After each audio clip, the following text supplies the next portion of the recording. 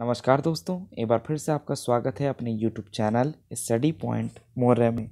तो दोस्तों, आज की इस क्लास में मैं आपको 11th क्लास की इकोनॉमिक्स की बुक का अध्याय नंबर 2 जिसका नाम है आंकड़ों के संकलन, इस अध्याय के मैं आपको कुछ महत्वपूर्ण ऑब्जेक्टिव प्रश्नों को कराने जा रहा हूं। अगर साथियों आपने इस पाठ की वीडियो नहीं देखी है तो दोस्तों कृपया करके प्लेलिस्ट में जा कर के आर्थिक सांख्यिकी वाले ग्रुप में आप इस लेसन को विस्तार पूर्वक समझ सकते हैं। तो दोस्तों आइए स्टार्ट करते हैं इस अध्याय के महत्वपूर्ण ऑब्जेक्टिव प्रश्नों को। दोस्तों, ऑब्जेक्टिव प्रश्नों को कराने से पहले मैं एक बार हल्का से रिवाइज करा देता हूं कि भाई हमारे प्राथमिक स्रोत और द्वितीयक स्रोत क्या होते हैं। दोस्तों, यहाँ लिखा है कि भाई प्राथमिक जो स्रोत होते हैं, कहता है कि आप अपने शहर में लोगों के जीवन की गुणवत्ता के बारे में जानना चाहते हैं तो अपने शहर के विभिन्न गृहस्थों के प्रति व्यक्ति व्यय के रूप में आप जीवन की गुणवत्ता के बारे में सुनिश्चित होना चाहते हैं।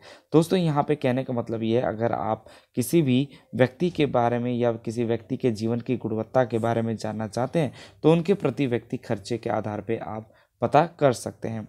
दूसरा ये भी कहता है दोस्तों कि भाई आंकड़ों के प्राथमिक स्रोतों से अभिप्राय उद्गम के स्रोतों से आंकड़ों के संकलन से। भाई आंकड़ों का उद्गम कहाँ से हुआ है वही हमारा प्राथमिक स्रोत कहलाता है। प्राथमिक स्रोत प्राइमरी सोर्स, मतलब कि कहाँ से मैंने जो है आंकड़ों को इकट्ठा किया है, कि उसका उद्गम का प्राथमिक स्रोत क्या है, तो वही हमारा प्राथमिक आंकड़े या प्राथमिक स्रोत कहलाते हैं। क्लियर साथियों? अब चलते हैं दूसरा पॉइंट क्या कहता है। भाई कहता है कि द्वितीयक स्रोत क्या होते हैं। दोस्तों, द्वितीयक स्रोत जो होते हैं वो कहलाते हैं, कहता है आंकड़ों के संकलन के द्वितीयक स्रोतों से अभिप्राय एक उस एजेंसी या संस्था के उपयुक्त सांख्यिकी सूचना प्राप्त करने से है जिसके पास वांछित सूचना पहले से ही है। भाई वो द्वितीयक स्रोत कहलाते हैं जो कि उस एजेंसी या संस्था से जिससे हम आंकड़ा एकत्रित करना चाहते हैं, जिसके पास वो भी जो सूचनाएं होती हैं उनके पास पहले से ही मौजूद होती हैं, उसी को हम साथियों द्वितीयक स्रोत कहते हैं। क्लियर? अब आ जाइए इस पाठ के कुछ महत्वपूर्ण ऑब्जेक्टिव प्रश्नों को। दोस्तों, ये एग्जामिनेशन पॉइंट ऑफ व्यू से बहुत ही इम्पॉर्टेंट है। तो दोस्तों, मैं उम्मीद करूंगा जो हम याद करेंगे, जो हम पढ़ेंगे वो हमें क्लास में याद हो जाएगा। तो दोस्तों, सबसे पहला हमारा जो क्वेश्चन है वो क्या कहता है।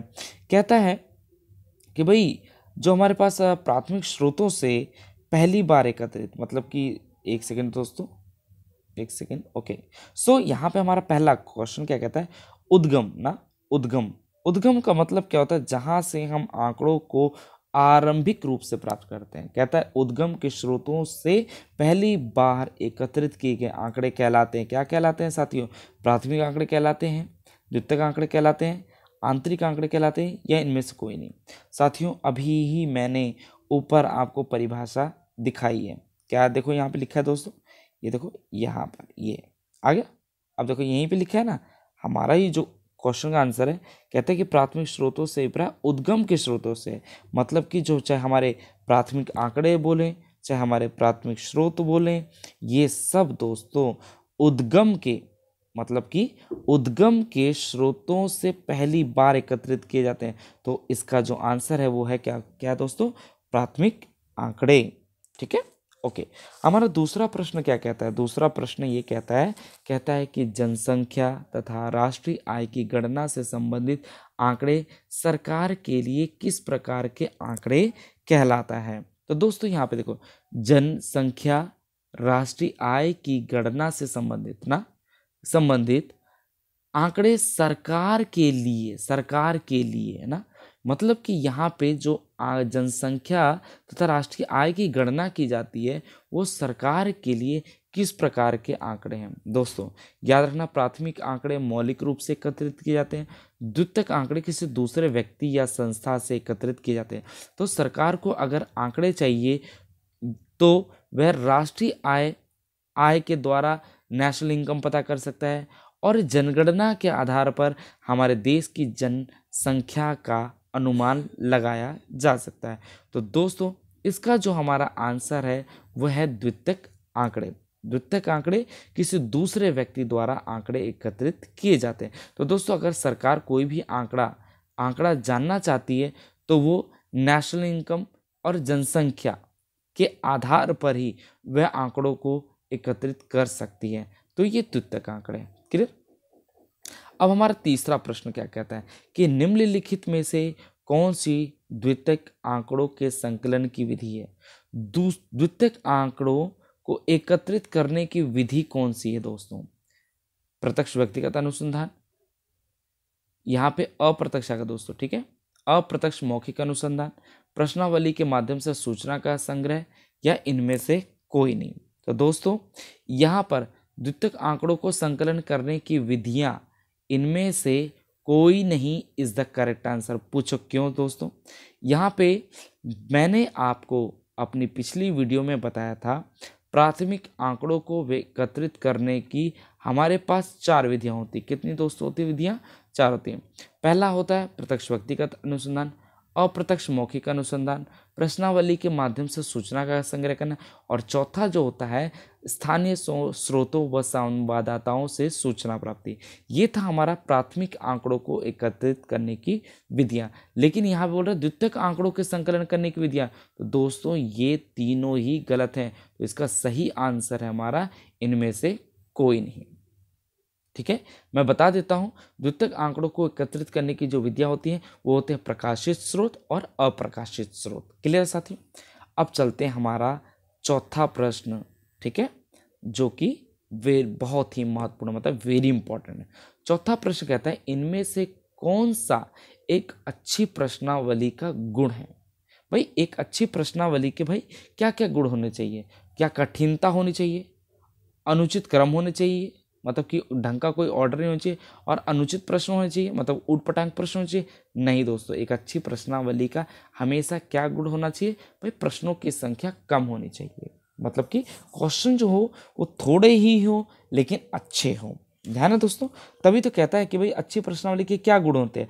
पहला ही है दोस्तों प्रश्नों की कम संख्या होनी चाहिए, दूसरा सरलता होनी चाहिए, तीसरा प्रश्नों का उचित क्रम होना चाहिए। यहाँ पे लिखा ना अनुचित क्रम, तो ये गलत है दोस्तों, ठीक है ना। कोई मतभेद रहित होनी चाहिए, ऐसे क्वेश्चंस होने चाहिए। तभी हमारा क्वेश्चन नंबर चौथे का क्या कहता है साथियों, क्या कहता है भाई, कहता है कि निम्न में से कौन सा एक अच्छी प्रश्नावली का गुण है। तो दोस्तों क्या गुण है कि भाई प्रश्नों की संख्या सदैव कम होनी चाहिए।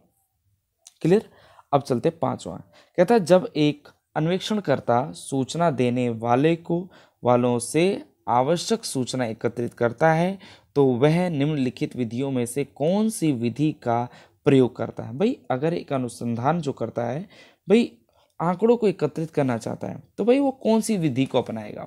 दोस्तों कौन सी विधि को अपनाएगा, क्या लिखा है एक बार क्वेश्चन आप पढ़ें जरा एक बार। क्या कहता है, कहता है जब एक अन्वेषणकर्ता सूचना देने वाले से आवश्यक सूचना एकत्रित करता है तो वह निम्न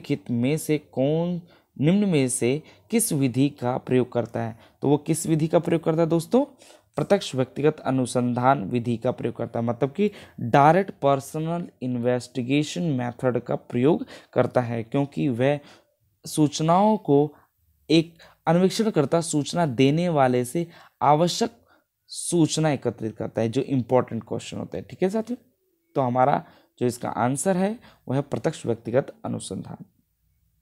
ठीक है, छठा हमारा क्वेश्चन क्या कहता है साथियों, छठा प्रश्न हमारा कहता है भैया, कहता है हिमाचल आकाशवाणी अपने प्रोग्राम के बारे में श्रोताओं की रुचि अरुचि जानने के आंकड़े संकलन करना चाहता है। मतलब ये भाई हिमाचल की आकाशवाणी जो है अपने प्रोग्राम के बारे में, है ना, हिमाचल की जो आकाशवाणी है वो अपने प्रोग्राम के बारे में श्रोताओं की रुचि और अरुचि जानने के लिए आंकड़ों का संकलन करना चाहता है तो कौन सी विधि का प्रयोग करेगा।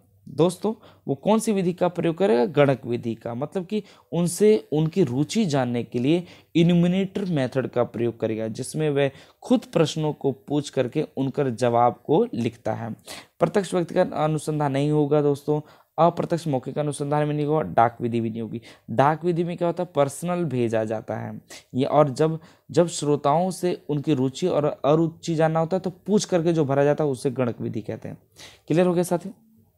अब चलते हैं अपना सातवां प्रश्न। सातवां प्रश्न क्या कहता है साथियों, ओके, कहता है प्रश्नावली भरी जाती है। प्रश्नावली भरी जाती है किसके द्वारा, अन्वेषणकर्ता के द्वारा, गणनाकार के द्वारा, सूचना देने वाले के द्वारा, या इनमें से कोई नहीं। तो दोस्तों इसका जो करेक्ट आंसर है वो हमारा है गणनाकार के द्वारा।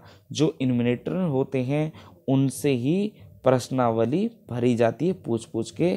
तो इसका आंसर क्या है, is the correct answer is the B. आठवां क्वेश्चन क्या कहता है दोस्तों, निम्नलिखित में से कौन सा द्वितीयक आंकड़ों का एक स्रोत है। द्वितीयक आंकड़ों का एक स्रोत है, कौन सा है दोस्तों, वह है सरकारी प्रकाशन। क्लियर साथियों।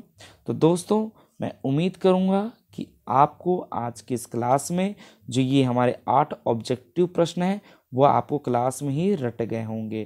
तो दोस्तों मिलते हैं अपनी अगली क्लास में। तो ऐसे ही दोस्तों आप अपने इस प्यारे से चैनल को सब्सक्राइब और इसको अपना प्यार देते रहना। नमस्कार दोस्तों।